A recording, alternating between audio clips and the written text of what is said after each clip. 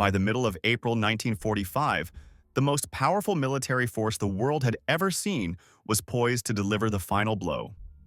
In Italy, the Western Allies were pushing into the north, and in the west, American, British, and Canadian armies had crossed the Rhine and were closing the trap on the Ruhr pocket.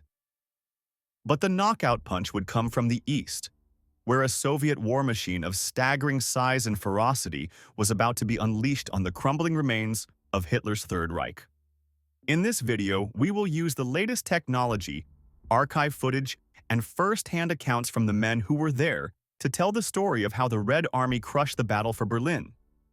If you're interested in how wars are actually decided by logistics, math, weapons, and doctrine, subscribe now, turn on notifications, and stay tuned for more in-depth World War II analysis.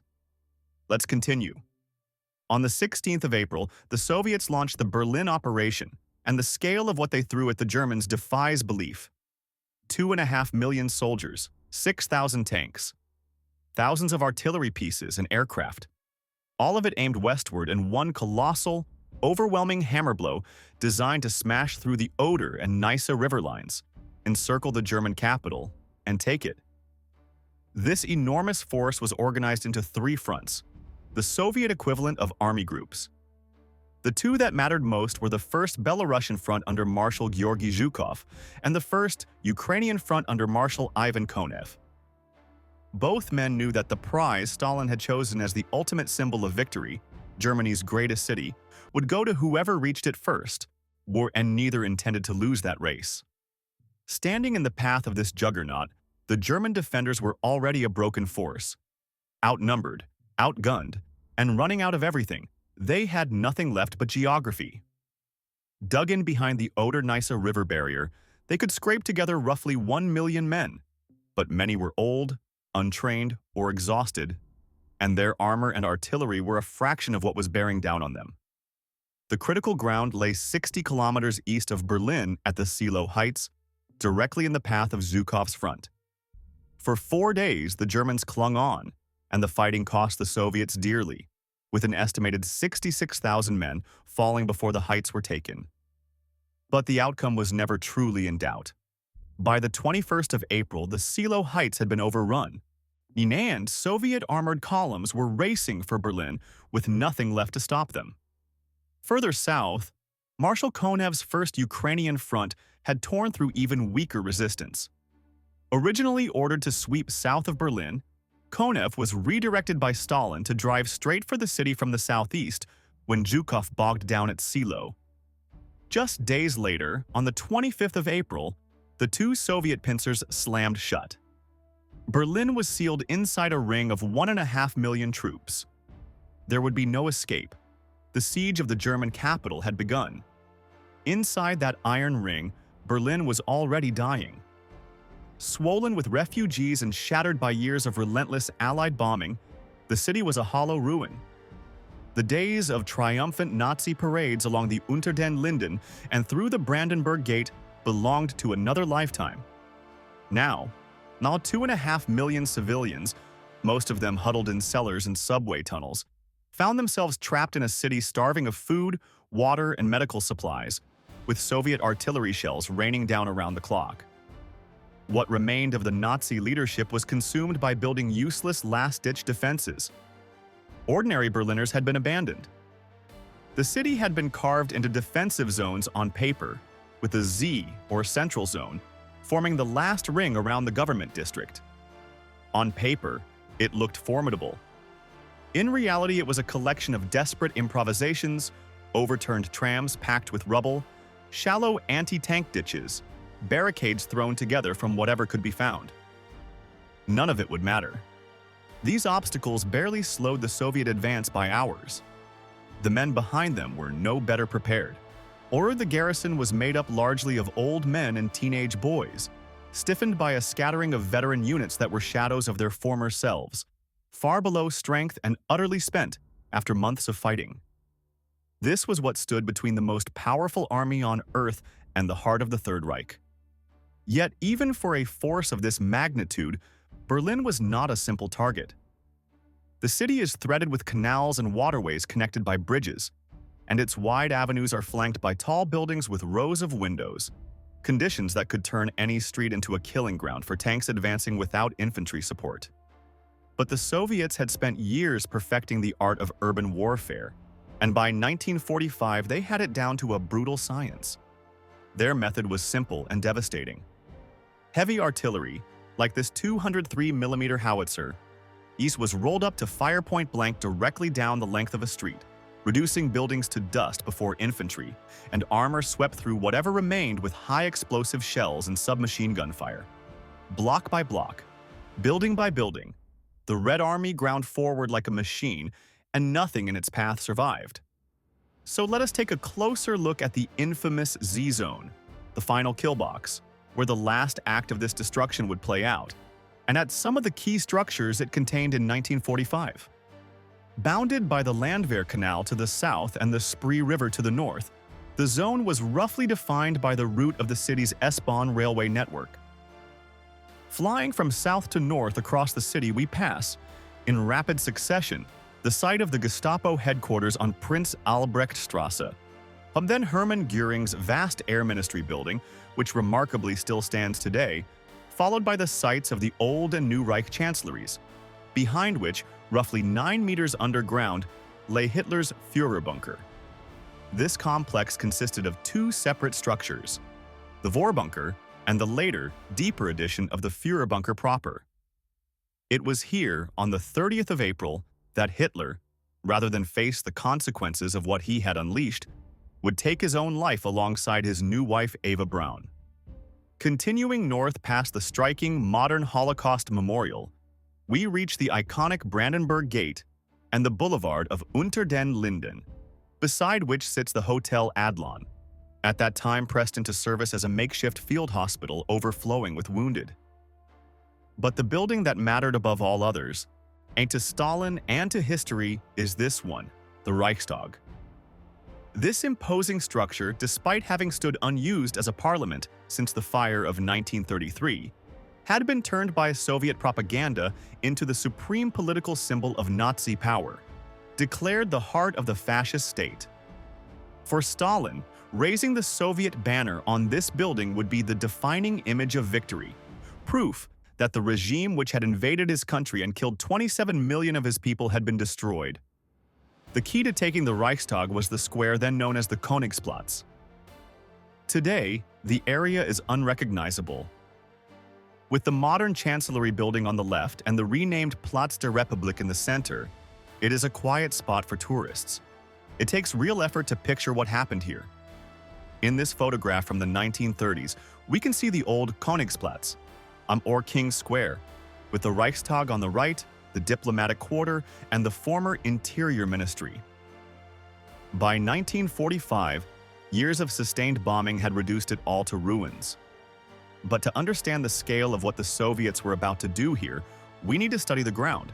So let us move forward to this aerial photograph from April 1945. The Interior Ministry, widely known as Himmler's house, is on the left, and slightly closer to us stands the Kroll Opera House. Both are heavily damaged, but both would be fought over and taken.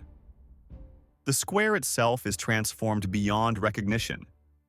At its center sat a dangerous obstacle, an abandoned subway construction site that had flooded, creating a water-filled barrier directly in front of the Reichstag. Shifting our view further north toward the bend in the Spree, we can also make out the ruins of the diplomatic quarter. The only building from that area still standing today is the Swiss Embassy, but in 1945 it was a complete city block, and beyond it lay the two bridges that the Soviets would need to seize: the Moltke Bridge and the Crown Prince Bridge. Turning now to a remarkably rare piece of aerial film and slowing it down, we can explore the actual battlefield as it appeared shortly after the Soviets had finished with it.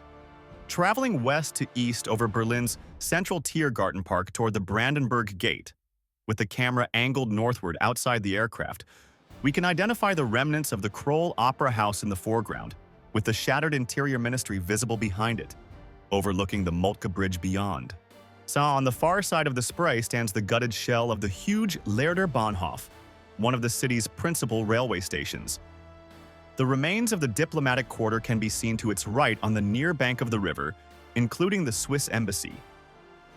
Moving further east, in the foreground, we see the flooded subway excavations that formed that irregularly shaped water barrier, beyond which lies the open ground in front of the Reichstag, ground that was lined with trenches and would be swept clean by Soviet firepower. In the distance stands the Kronprinzenbrücke spanning the Spree. And finally, the Reichstag itself comes into view, battered but still standing. As the aircraft continues through the heart of the devastated city, we turn our attention back to the northwest to follow the Soviet advance. It was troops of the 3rd Shock Army, part of Zhukov's front, who reached this area first, arriving from the north on the 28th of April. The 151st Rifle Division lined up along the banks of the Spree, and their objective was clear: take the Moltke Bridge and pour across. The Germans had mined the bridge and thrown up barricades, and they could fire down onto it from positions in the Interior Ministry and the diplomatic quarter.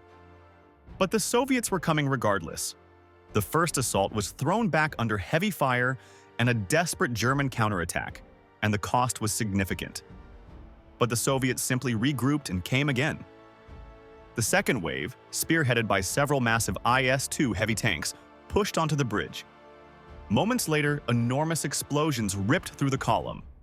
According to SS soldier Willy Rogman, the lead tanks simply disintegrated, although the source of this destruction was unknown to the attackers. The Moltke Bridge was being hit by the most powerful fixed defenses in the area, positioned several miles away in the grounds of the Berlin Zoo. One of 3 colossal anti-aircraft flak towers protecting the city had turned its guns on the bridge. Encased in meters of reinforced concrete and armed with 4 twin 128mm guns on its roof, weapons designed to destroy 4 engine bombers at 20,000 feet, the tower was devastating against ground targets at close range. It was one of the few German weapons capable of truly hurting the Soviet advance, and even it could only delay what was coming. During the lull between assaults, the Germans tried to blow the bridge entirely, but the charges only partially detonated, and a narrow strip of roadway, just wide enough for a tank, still remained. That was all the Soviets needed. Under the cover of massed artillery fire, Red Army tanks forced their way across in a third assault and secured a foothold on the far bank.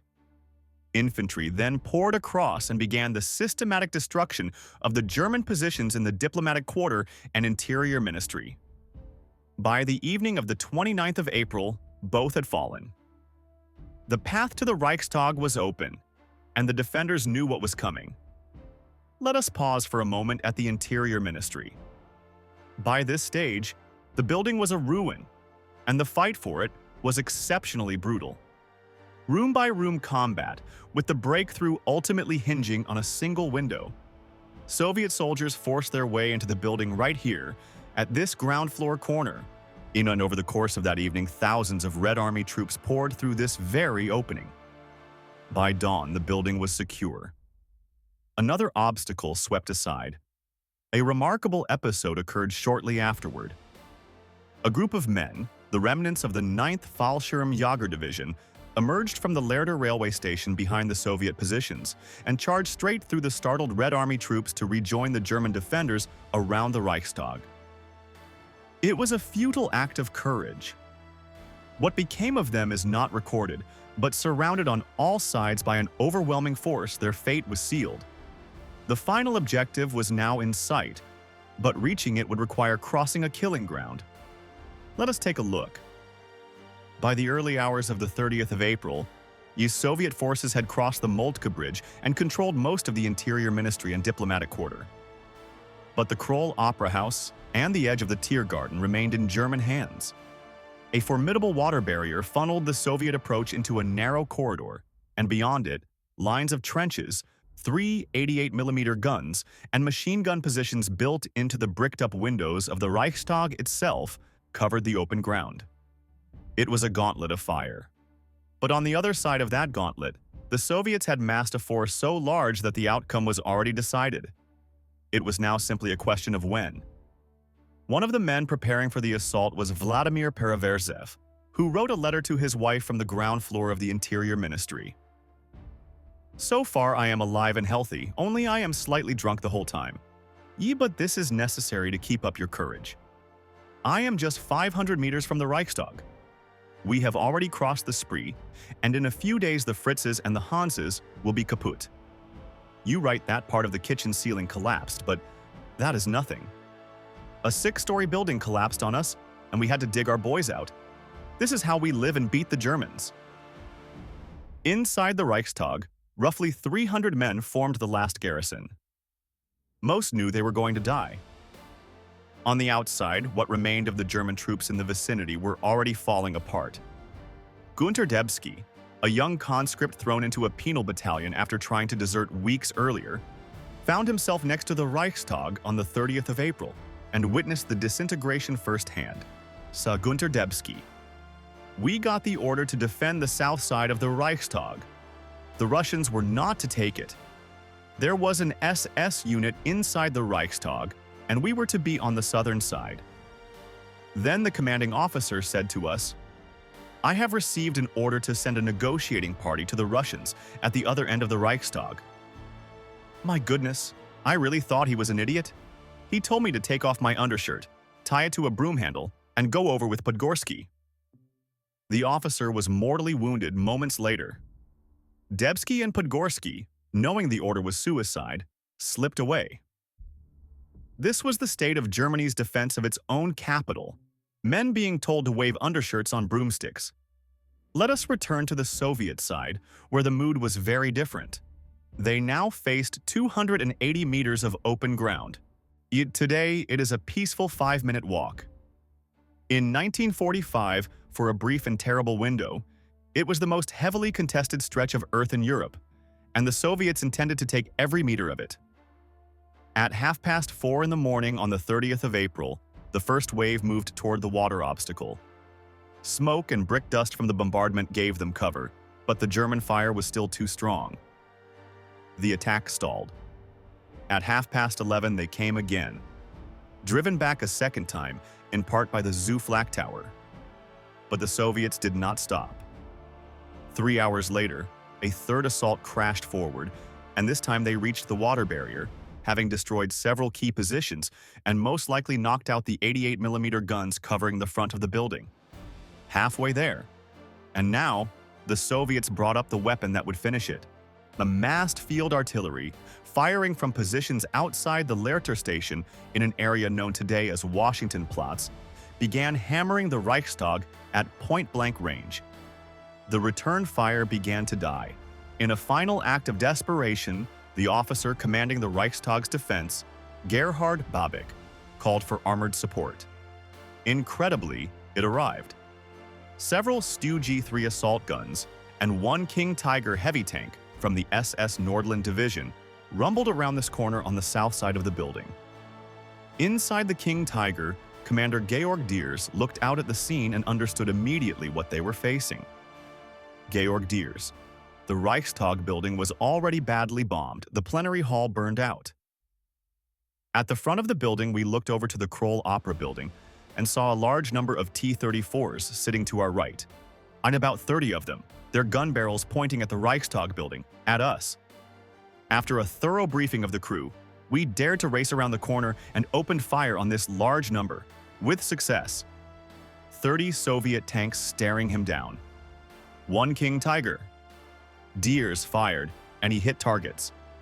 But it changed nothing. More and more Soviet armor was pouring across the Moltke Bridge and the newly captured Kronprinzenbrücke. For every tank Diers hit, 10 more arrived. The German defense was being buried under sheer, unstoppable mass. With the northern flank of the Königsplatz now in Soviet hands, the final push on the Reichstag was ordered. Stalin himself was driving the timetable. He had demanded the Soviet hammer and sickle fly over the building by the 1st of May, International Labor Day, a sacred date in the Soviet calendar. On banner parties, small teams whose sole mission was to reach the roof were sent into the assault. The urgency spiked further when a premature report at 2:30 on the 30th claimed a red banner had already been spotted on the Reichstag. The message reached Moscow and Stalin's desk. When the error was discovered, the commanders responsible, almost certainly terrified of the consequences, threw everything into making the claim real, including an attempt to drop a banner from an aircraft. It failed. And so, with time running out, the order went out. Take the Reichstag now, at any cost. There has long been debate about the exact entry point. Some accounts point to a ground floor window on the north side near the Spree, others to the southern facade. But most evidence indicates that men of the 756th Rifle Regiment breached the main ground floor entrance at approximately 6 o'clock in the evening on the 30th of April. Staff Sergeant Ilya Siyanov, later awarded the title Hero of the Soviet Union, described the moment. Initially, we got into a long hallway. It turned out that the entire enormous building was in motion. Somewhere steps were heard rumbling. Somewhere people were shouting in German. It was not immediately possible to take stock of the situation. One thing was clear. There were a lot of Germans in the building, and we would have to do some fighting. What Siyanov did not have, but we do, is a detailed floor plan showing just how complex the Reichstag truly was. A labyrinth of rooms, corridors, and stairwells spreading above and below ground. It was a nightmarish environment, and the Soviets would have to clear every inch of it. What followed was over 30 hours of the most savage close quarters fighting of the entire war. Long hallways, wide staircases, hundreds of rooms, and the building ablaze in multiple places. Room by room and hand to hand, the Soviets tore through the defenders. They drove a wedge through the German positions by seizing the ground floor, forcing surviving defenders upward into the higher levels and downward into the multi-story basement. Both sides called in their remaining artillery, the Soviets shelling the upper floors while the few surviving German guns targeted the ground floor. The fight raged through the entire evening of the 30th and deep into the night. It is most likely that the first Soviet banner to fly from the Reichstag was raised at some point during that night, lashed with belts above the main entrance. But even with the hammer and sickle now visible, the killing continued. The last fanatical pockets of resistance held out until the 2nd of May, before finally, out of ammunition and surrounded, they had no choice but to surrender. After more than 30 hours, the Reichstag belonged to the Red Army. By then, German defenders across Berlin were crawling out of basements and rubble into a city reduced to dust and ash, surrendering to the victors. Let us head to the roof of the Reichstag to look at one final iconic image. It is this photograph, taken by Soviet photographer Yevgeny Khalday, arguably the most recognizable image of the entire Second World War. The photograph was staged. While it does show a red banner flying above the wreckage of Berlin, it was taken probably on the 2nd of May, or after the first banners had already been raised. As a point of interest, the image was later retouched to remove one of 2 wristwatches worn by the soldier in the foreground, a small but revealing detail that hints at the widespread looting and far darker episodes that would sweep through the conquered city in the days that followed. A story, perhaps, for another time. The price of Berlin was immense. Estimates vary, but it is believed that between 80,000 and 100,000 Soviet troops and roughly 100,000 German soldiers were killed or wounded, along with perhaps as many as 20,000 civilians caught in the destruction. In the days that followed, the first images of the devastation were shown to the world. The Reichstag, still the center of attention, became a place of pilgrimage for Soviet soldiers, many of whom marked their visit by chalking and carving their names into the walls of the building they had fought so hard to take. That graffiti was still visible when the first Western journalists arrived to document the battle that had ended Nazi Germany. The story of Berlin does not end there. Within months, the city would find itself at the center of a new confrontation, the Cold War, and it would remain so for the next 5 decades. Today, Berlin is a vastly different city, and the visible traces of 1945 are few and far between. But look beneath the surface and small reminders remain. The battle-scarred griffin that once adorned the Moltke Bridge, the last fading traces of Soviet graffiti on the roof of the Reichstag, and the memorials. honoring the many thousands who fell here in the final chapter of the war that the Soviet Union paid the highest price to win. That brings us to the end of this video. We hope you found it worthwhile. If you would like to support us in our mission to continue sharing stories like this with as wide an audience as possible, then please consider joining our growing Patreon community. Your support is hugely appreciated. That is all for this time. Thanks again, and we will see you soon.